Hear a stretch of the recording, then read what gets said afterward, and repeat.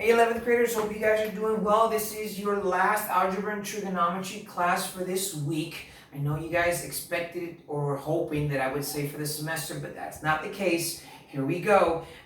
In this video, I'm actually going to be explaining examples 5 and 6 on page 439 and 440 respectively. Today's topic is going to be trigonometric identities. So what I'm going to do is I am going to explain both examples. At the end of the video, I'm going to give you guys the exercises that you're going to be working on.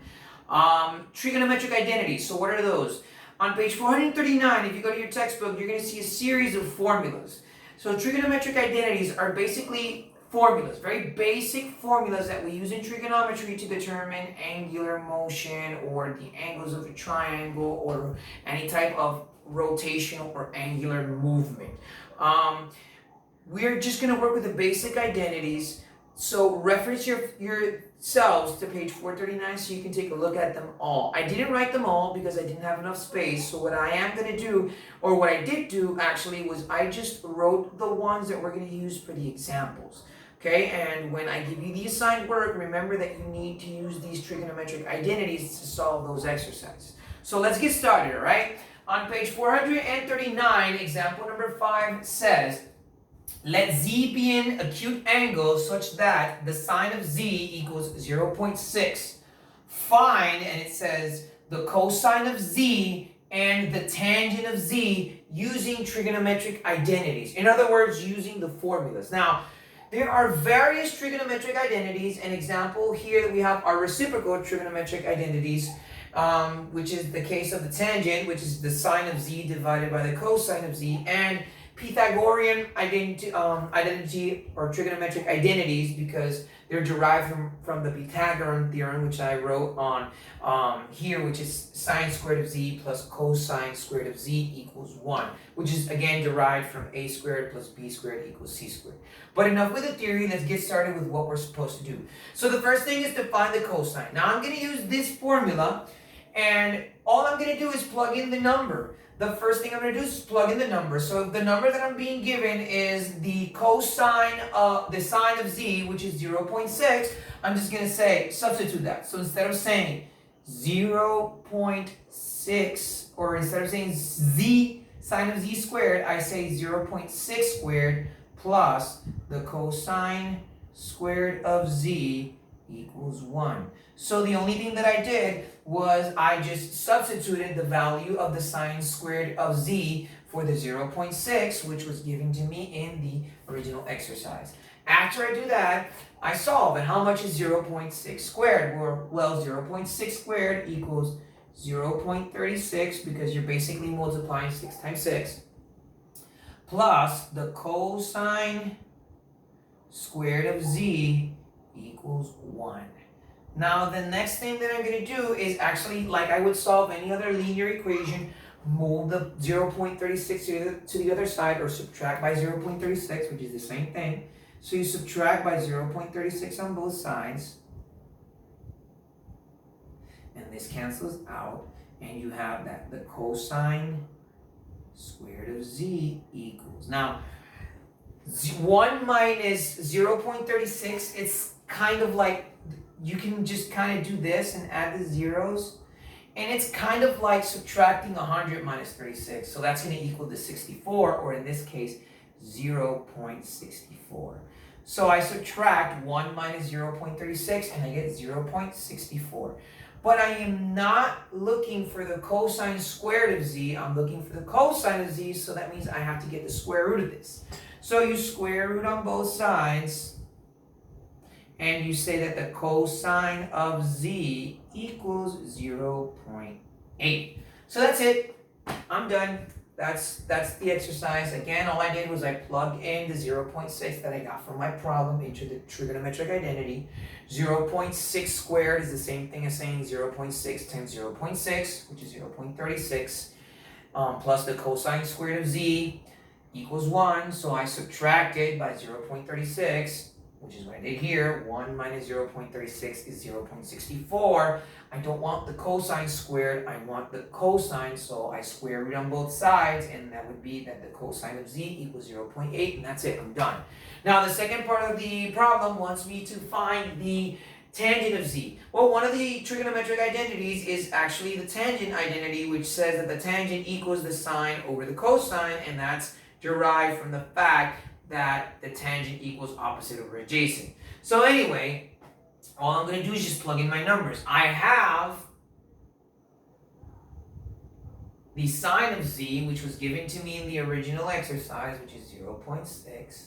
And I also have or found my cosine of z, which is 0.8.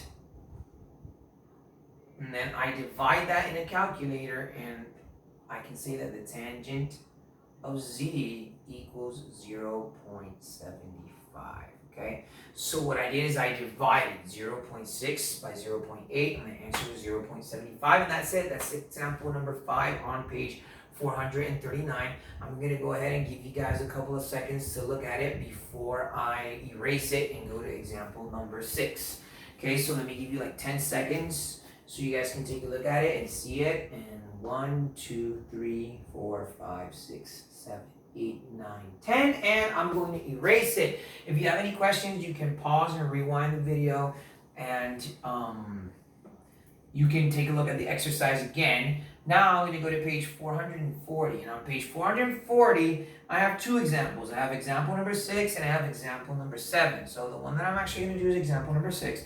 And even though I wrote it down here, I'm going to write it up here, and just so I have the space, and it says let the tangent of z be an acute angle,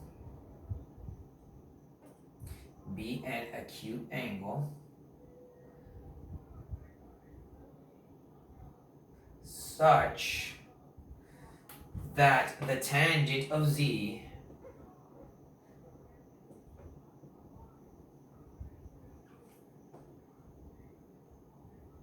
equals 1/3, and find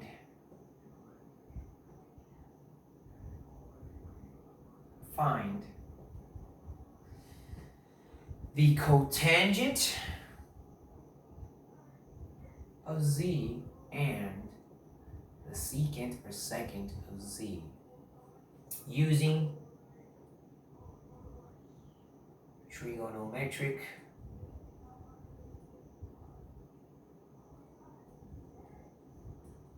identities.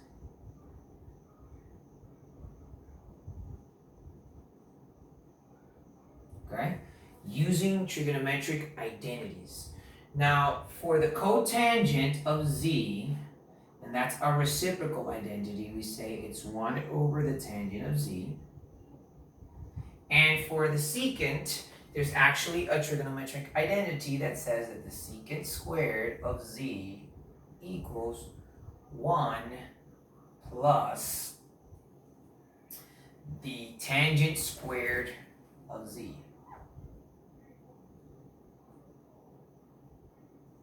So let me go ahead and erase this real quick. And this example is example number 6 on page 440. Let me give you guys a couple of seconds to look at it. Okay? Example 6 on page 440. Example 6 on page 440, ladies and gentlemen. All right.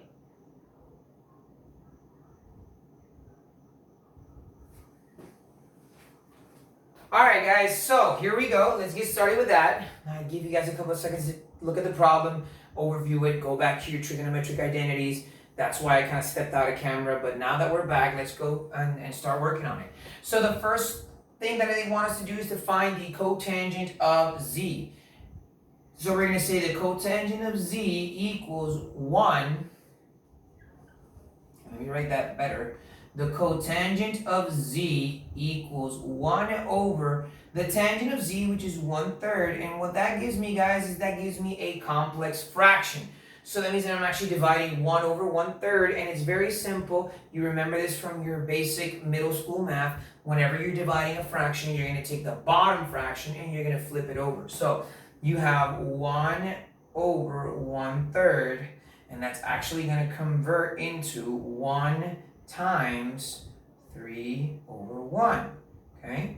So all I did was I took the bottom fraction and I inverted it and I wrote it as a multiplication, 1 times 3 over 1. Since 1 is also a rational expression, I can write 1 over 1 and then just multiply. 1 times 3 is 3, 1 times 1 is 1, and 3 divided by 1 equals 3, and that's it. And that's the cotangent of z. The cotangent of z equals 3. Okay, again, all I did was I plugged in the 1/3 where the tangent was, and then I have a complex fraction, which is 1 over 1/3, so I just flipped it over and turned it into a multiplication, and since 1 is also a rational expression, I just did 1 times 3, which is 3, 1 times 1, which is 1, 3 divided by 1, which is 3, and that's the cotangent of z. Now we're going to look for the secant of z, and I also have a trigonometric identity. Again, I said it before, but let me say it one more time so that everyone understands me. You're going to go to page 439 and review all of the trigonometric identities that are there, okay? That's where I'm getting these formulas. I'm not making them up. I'm not pulling them down from a magical rainbow or anything like that. They're in your book, so you need to check those out. All right, so the last part of this exercise, the secant squared of z equals 1 plus the tangent, and I know that the tangent is 1/3 squared. Okay, so what you're going to do now is you're going to say, well, the secant squared of z equals 1 plus, and 1/3 squared is the same thing as saying 1 over 9. So now I'm going to add that fraction and then get a common denominator from that. So guys, I know I can write 1 over 1 and use the butterfly method. And the butterfly method basically says that I'm going to multiply 9 times 1, which is 9.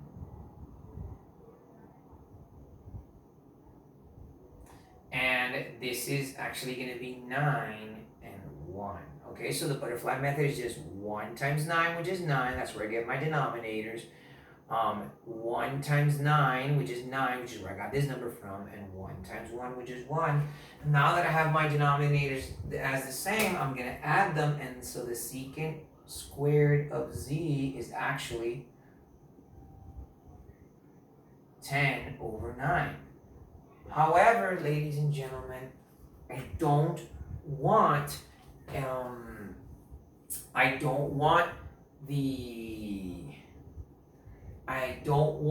the secant squared. I actually want the secant.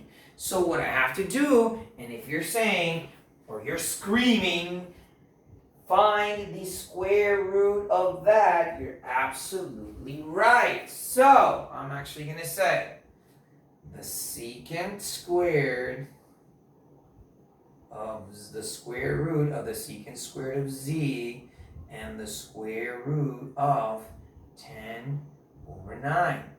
Now, another way of seeing this is by just saying, well, actually, and I know that the square root of secant squared is secant of z. And what this means is I'm going to get individually the square root of 10 and the square root of 9. Now, I know that 10 doesn't have a perfect square root, so I'm going to leave it expressed as a square root of 10. And 9 has a perfect square root, and it's 3. Okay? So what I did here, and I know some of you are actually asking yourselves, what did he do? And let me just do it on a separate parentheses. This is the same thing as saying the square root of 10 over the square root of 9. Okay? So what I did is I separated the parentheses, and the square root of 10, I don't know it, that's why I passed it on, and the square root of 9 is 3. And that's why my answer for that particular exercise is the secant of z equals the square root of 10 over 3.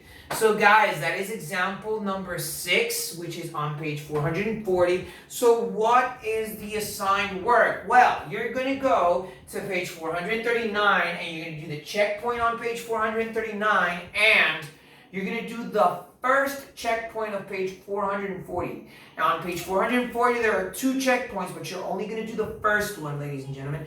And the reason is because we've not finished this section yet, but On Saturday, you're going to email me the assignments that you've done for math this week, just like I said or I wrote in the instructions, okay?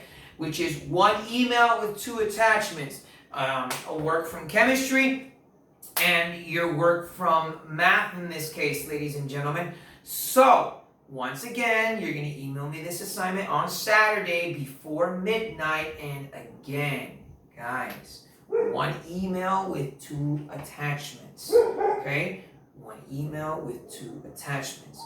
That being said, guys, have a good day, stay safe, and I hope to see you guys very, very soon. This is your favorite teacher signing off, so bye.